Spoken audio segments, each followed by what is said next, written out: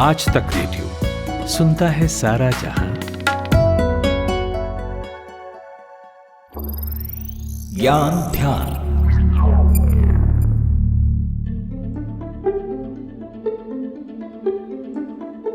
आप पाएंगे कि छोटे छोटे बच्चे और बच्चियों के साथ हर दिन देश में चाइल्ड अब्यूज होता रहता है। ऐसे मामले कुछ रिपोर्ट होते हैं और कई अनरिपोर्टेड रह जाते हैं। ताज्जुब तो तब होता है जब आप नेशनल क्राइम रिकॉर्ड्स ब्यूरो यानी एनसीआरबी के एक डेटा से होकर गुजरते हैं, जिसके मुताबिक 96% जी 96% ऐसे मामलों में दोषी या तो परिचित या कोई फैमिली मेंबर होता है। इस तरह के केसेस को डील करने के लिए ही साल 2012 में एक कानून बना था, पॉक्सो। लेकिन हैरत की बात यह है कि कहाँ तो इस कानून के बाद ऐसे मामलों में कमी आनी थी, लेकिन ये और बढ़ते चले गए। क्या है ये कानून, किस तरह के प्रोविजन इसके तहत किए गए और सख्त प्रावधानों के बावजूद केसेस के बढ़ने की वजह क्या है, इन्हीं सवालों का जवाब तलाशेंगे आज। नमस्ते, ज्ञान ध्यान सुन रहे हैं आप, मैं हूं शुभम तिवारी। क्या है पॉक्सो, इस पर आए उससे पहले एक आंकड़ा सुनिए। बच्चियों के साथ होने वाले अपराध को रोकने के लिए पॉक्सो एक्ट लाया गया था। बावजूद इसके 2014 से 2016 के बीच इन 3 सालों में पॉक्सो एक्ट के तहत 1,04,976 मामले दर्ज किए गए। हर साल इसमें लगभग 34 से 35 हजार मामले दर्ज किए गए। एक और डेटा है ऑनलाइन चाइल्ड एब्यूज को लेकर। 2017 से लेकर 2020 के बीच इंडिया में almost 24 lakh online child abuse के केसेस दर्ज हुए। और जैसा कि मैंने बताया आपको कि जिस कानून के तहत ये मामले दर्ज हुए वो आया था साल 2012 में। पॉक्सो यानी protection of children against sexual offences. इस कानून का मकसद क्या था, किस तरह के स्पेशल प्रोविजंस इसके तहत किए गए, बता रहे हैं सुप्रीम कोर्ट में सीनियर लॉयर विराग गुप्ता। भारत में जब इंटरनेट आया और उसके बाद फिर बच्चों का जो एक्सपोजर हुआ, जो नए तरीके की सामाजिक व्यवस्था आई, तो उसमें बच्चों को यौन हमले, उत्पीड़न, पोर्नोग्राफी, यौन हिंसा, इस तरह के अपराधों से बचाने के लिए 2012 में विशेष कानून आया।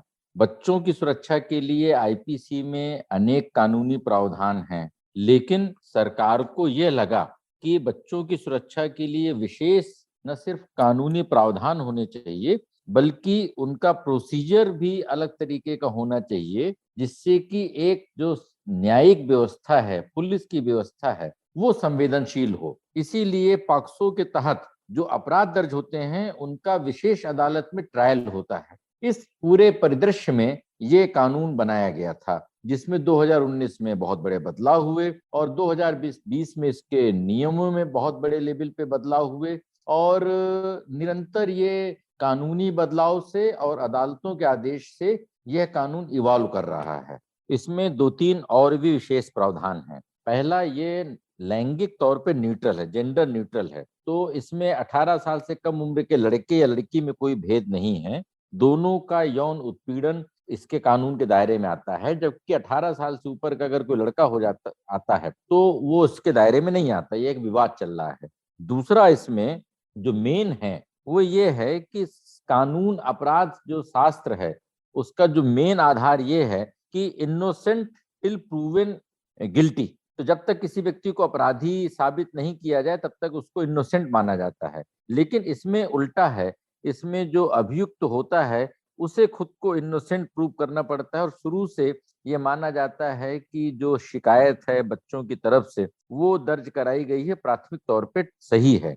और इसमें चूंकि बेल भी नहीं मिलती है, इसलिए इसके दुरुपयोग के बारे में भी अनेक प्रकार की चर्चाएं हैं, गंभीर स्तर पर, सरकारी स्तर पर भी और अदालती आदेशों में भी। और अभी कुछ दिनों पहले महाराष्ट्र में वहां पर पुलिस मुंबई में अधिकारियों ने एक इंस्ट्रक्शंस जारी किए थे और जिसमें कहा गया था कि जो पॉक्सो के तहत जो अपराध दर्ज हों उसमें पहले शुरुआती दौर पे जांच कर लिया जाए और सीनियर ऑफिसर्स की अनुमति के बाद ही अपराध दर्ज करने चाहिए। तो इसकी आलोचना भी हुई और इसका दूसरा पक्ष यह है कि क्या इस कानून का दुरुपयोग हो रहा है, क्योंकि इस कानून में जमानत नहीं मिलती है। साल 2019 में लगातार बढ़ रहे केसेज को देखते हुए इस एक्ट को और स्ट्रिक्ट किया गया, जिसके अकॉर्डिंग किसी भी 12 साल से कम उम्र की बच्ची के साथ रेप करने पर दोषी को सेंटेंस टू डेथ यानी मौत की सजा तय कर दी गई। साथ ही 18 साल से कम उम्र के किसी भी बच्चे के साथ शोषण करने पर दोषी के खिलाफ कड़ी से कड़ी कार्रवाई का प्रावधान किया गया। इनफैक्ट इन सभी केसेस के लिए स्पेशल पॉक्सो कोर्ट भी बनाए गए, जिनका काम है ऐसे मामलों का जल्द से जल्द निपटारा। बावजूद इसके आंकड़े बताते हैं कि दिल्ली में साल 2020 में 850 तो साल 2021 आते आते चाइल्ड अब्यूज का आंकड़ा बढ़कर 1000 को पार कर गया। ऐसे में दिक्कत कहाँ है? किस तरह के विवाद हैं इस कानून को लेकर? क्या कोई कंफ्यूजन है या रिफॉर्म्स की जरूरत है? विराग गुप्ता बताते हैं।